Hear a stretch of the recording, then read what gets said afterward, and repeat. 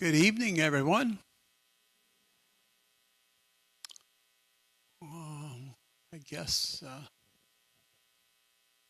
all my little ones got scared from me asking them all these previous weeks about carrying the microphone around. So thanks, Ron, for volunteering.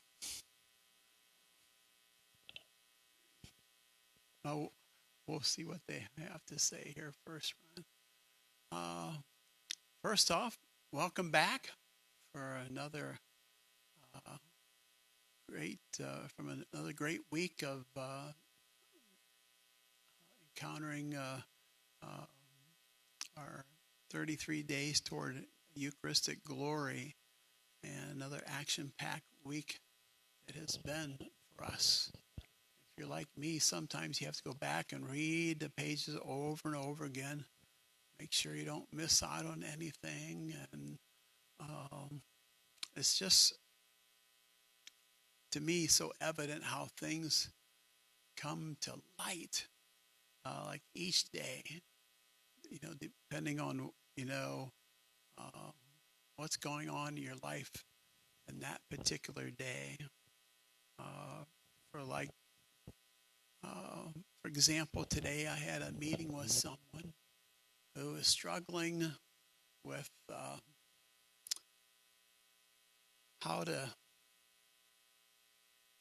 not to separate their faith from their workplace, because maybe at work they're being asked to do some things that might not necessarily fall into place in line with what our faith teaches, what our faith believes.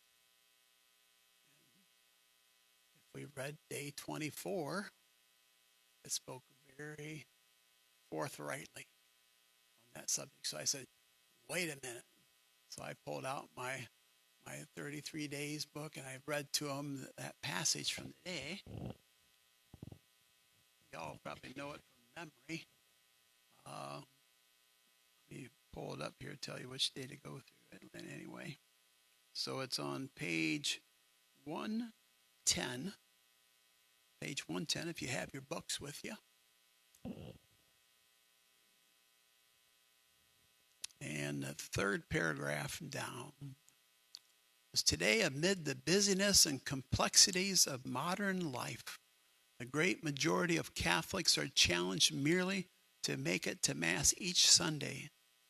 In modern society, a great separation has taken place between the various aspects of our lives. Many people feel that they need to leave the values and principles of their faith outside certain activities, in the same way you would leave a coat in a waiting room. The modern world tries to separate faith from reason, the professional from the personal, the means from the ends. This separationist approach destroys unity of life and creates the modern madness of feeling torn in two, which we experience because our very nature tells us that we cannot divorce faith from reason, or from the personal from the professional, or the means from the end. Living the gospel is difficult. It always been, and it always will be. This is what today's Catholics have in common with the first Christians and with the Christians of every place and time.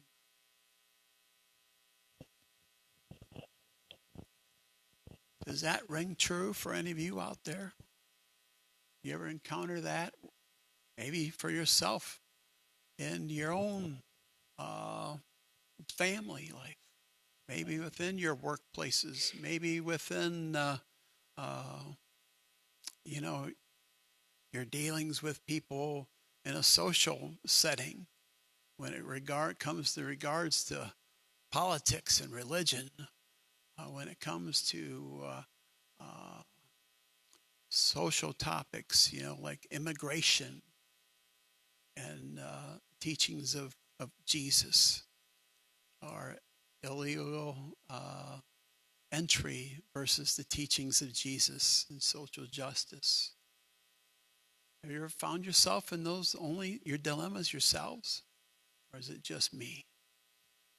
Well, I think if we all could answer that, we would say yes.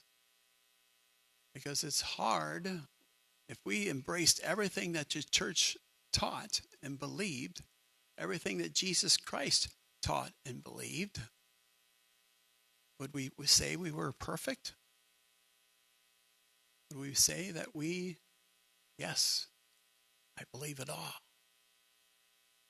Well, if you said yes, I suspect when you go vote, you do not have a D or an R beside your name. And go on the county voter registration site and see that. You probably have an I, independent. You probably would be standing at the courthouses across the country, and those especially who promote capital punishment to protect life of those who are about to be executed. You probably would be marching in Washington, D.C. earlier today for the Right to Life March. You would be okay if the church, if someone sought sanctuary here at church to offer them protection from being deported, you would be okay with that. However, up until President Trump signed his pulling back of as an executive order was, that could happen in church in the first couple of days in office, because the executive orders were total, where wherever you found it, and they were allowing ICE agents could go into church and arrest people. You wouldn't want to see that in your church, would you? Would you be clapping when they arrested someone to deport them?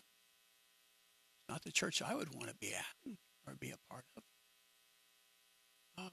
There's just so much that we find ourselves separating ourselves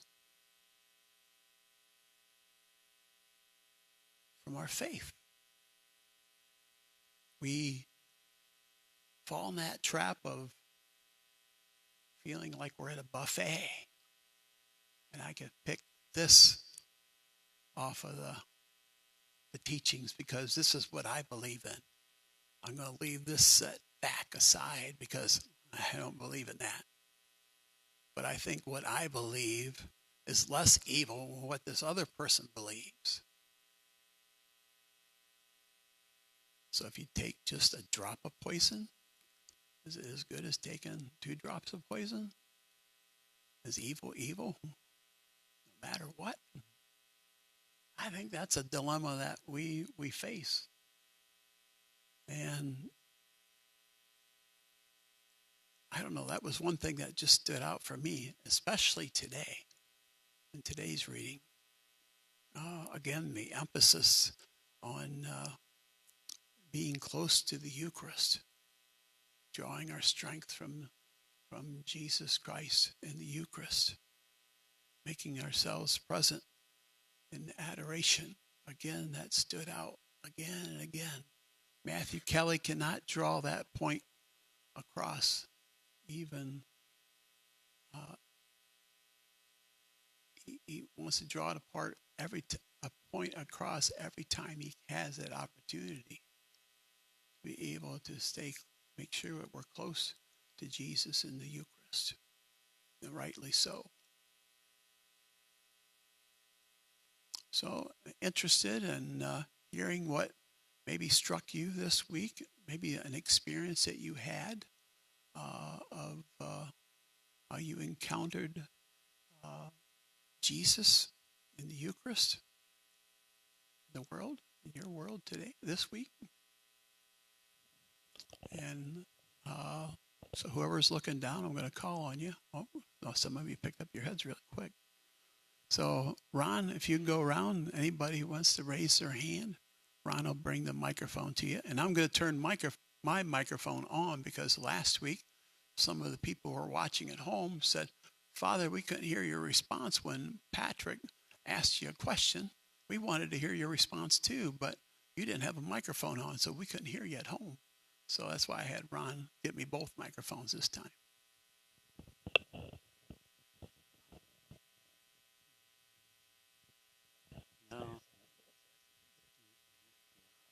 just how we're always blessed to have people close to us as groups that all in the faith.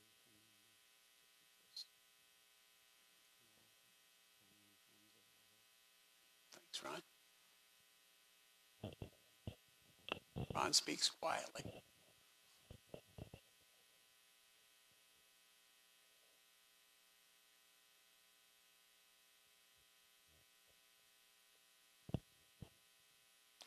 Bob.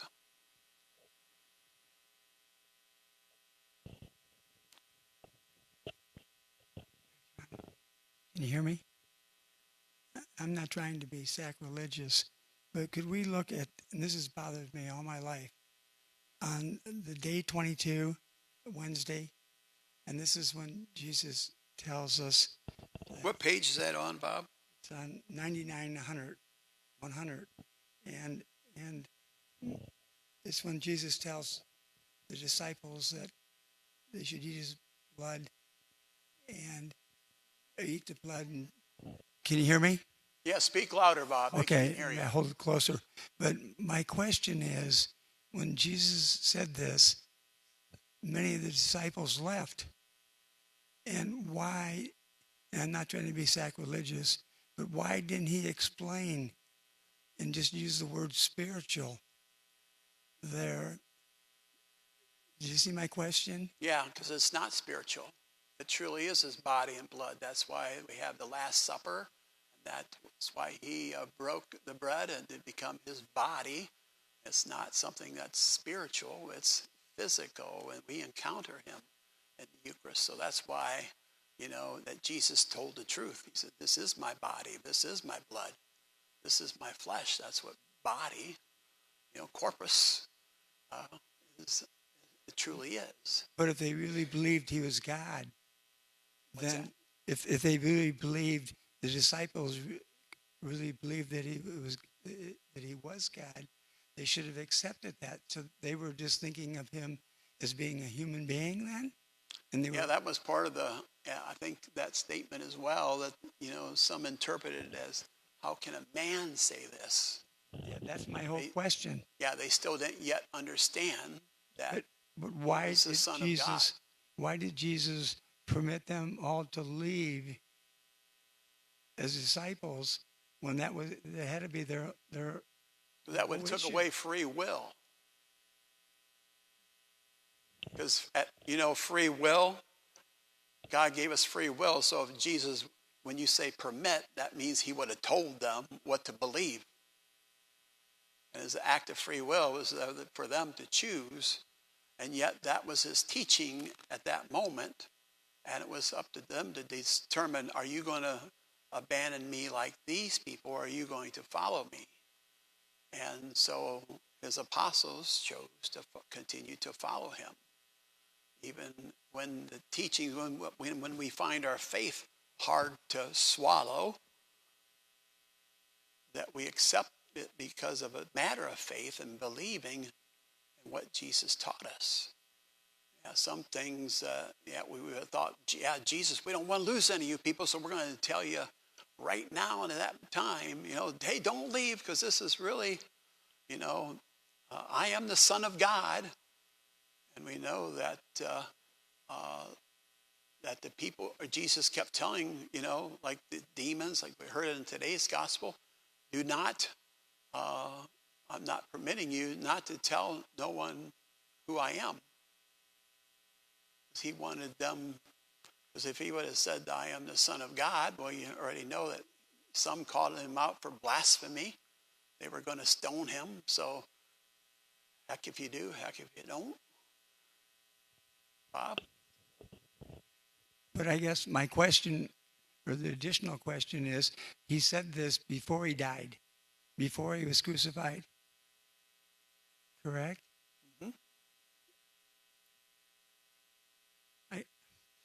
He was foretelling what was going to happen. I just think if he'd had a little more clarification, that probably they would not have left. Because that's the reason we're probably here, is because we've got more clarification. We really believe that, where they were basically in limbo because he hadn't died yet. Yeah. And just think about that as far as like as a community of Catholics, where what was the percentage of Catholics who don't practice faith any longer? And they know the truth. Well, at least we hope that they were taught the truth, that the body and blood of Christ, the Eucharist, is truly Jesus. But yet they chose, like the people of old, to turn and walk away from the truth. So we're not far from where we were at that moment in time when Jesus spoke that some people walked away. Just as now, even more so now, when the truth has been revealed in a very solid way, when there's should be no confusion. It's a matter of faith that people, if they can't see that Jesus Christ himself there on the altar, they just see bread. They just see a cup with wine. They don't see that as Jesus' body and blood, his soul and divinity, right, made present for us on the altar. That's the sad thing for today's age. For people still not to recognize his presence. We have the scriptures and all that laid out for us. And yet, what did it say? You can lead a horse to water, but you can't make him drink it. Other thoughts, reflections? Well, something else that we have also are the Eucharistic miracles to lead us in that direction, which people should be able to see too. Very much so, Jim. As a matter of fact, last year here at the parishes, we had Tim come in and do that presentation on the Eucharistic miracles. They're happening even in modern time, where Jesus reveals himself, but do people still ignore that?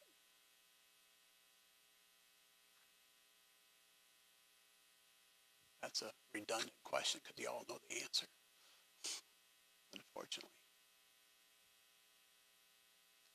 Other thoughts, reflections, ideas? Sue?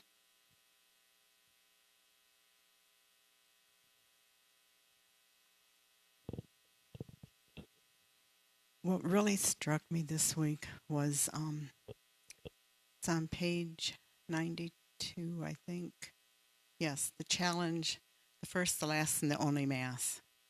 He says, so this is my challenge to you today. From now on, each time you go to Mass, participate as if it's your first, your last, and your only.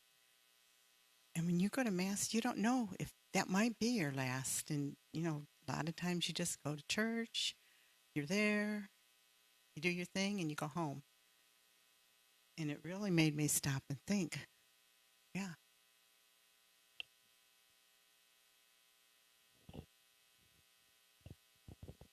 Always, Patrick, always excited about kids making their first communion and the joy and the excitement they have on their faces, and they can't wait to receive Jesus for the first time.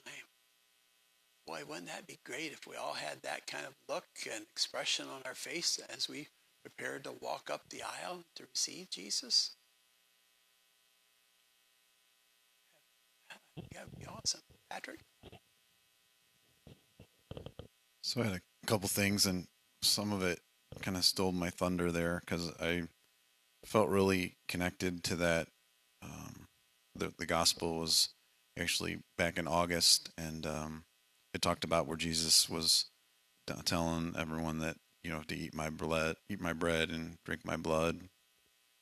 And I just wanted to read it because I had this pulled out. Because it kind of touched me a lot, and part of it, the last thing is really most touching. So he said, "For this reason I have told you that no one can come to me unless it's granted him by my Father."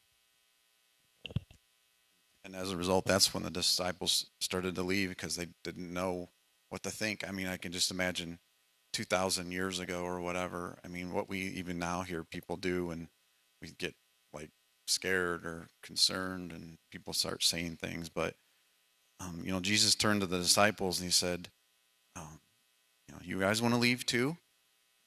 Do you want to follow me? Um, and then Peter said to Jesus, he said, Master, to whom shall we go? You have the words of eternal life. We have come to believe and are convinced that you are the Holy One of God. So that kind of spells on to whatever that adds on to the belief. I guess I wonder a little bit, about the folks that have left the church. I mean, were they scared? Were they afraid of what they should believe or what they can see and believe? And what can we do? And I hope that's what we build off of from this book is how do we bring them back? How do we show folks that have left that there is something to be desired and to really draw on, so that the church is full when we have these adoration time periods, praising God and all the good things that you have. And so then I thought a little bit about that, and that goes on and talks about at the Last Supper when he has all his friends with him, the disciples, and he already knows he's going to be crucified, put to death, and he's there having the Last Supper and telling them and they didn't understand. I'm sure they didn't eat my body and drink my blood, to have eternal life.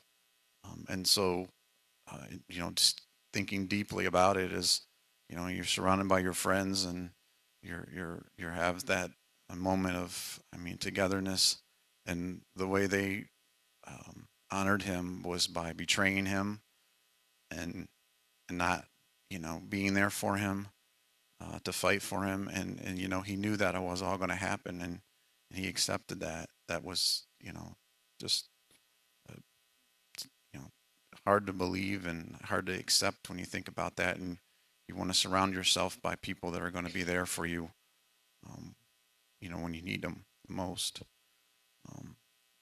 So then just a couple other things. I see that there was this, the fruits and gifts that you receive from the Eucharist, and there was a list of them. That was on page 87. Friendship with Jesus and desire to know and love God and hunger for virtue.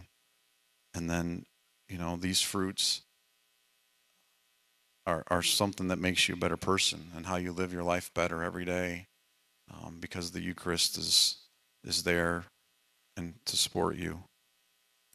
So not to take up the mic all myself, but just a couple other things that I thought were kind of good and meaningful to me this week were some of the virtues that are listed. I like those at the end of each day. And the ones that kind of stick with me are the one is about courage, and courage to stand up for what you believe is right. And I think my father just said something about a buffet. You can pick and choose what's right and what's not right, but to stand up for what you believe is right and to not back down because others think that it's not, especially in our society today where it's great to be popular and not so great to have the courage to stand up to sometimes what you don't believe is correct or right. And the last one I just that I thought was good was gratitude. That was one of the virtues from one of the days is, I think Ron said that, being grateful for all that you have. The Eucharist in everyone and the Eucharist in our parishes gives us strength and provides us courage to do the things that we believe is right and to support one another as a faith family. Thanks, Pat.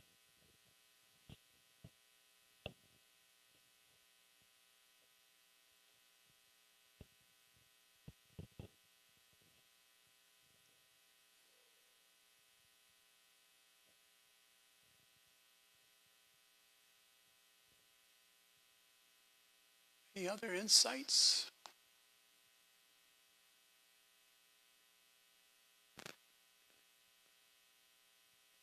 Thank you for coming out this week.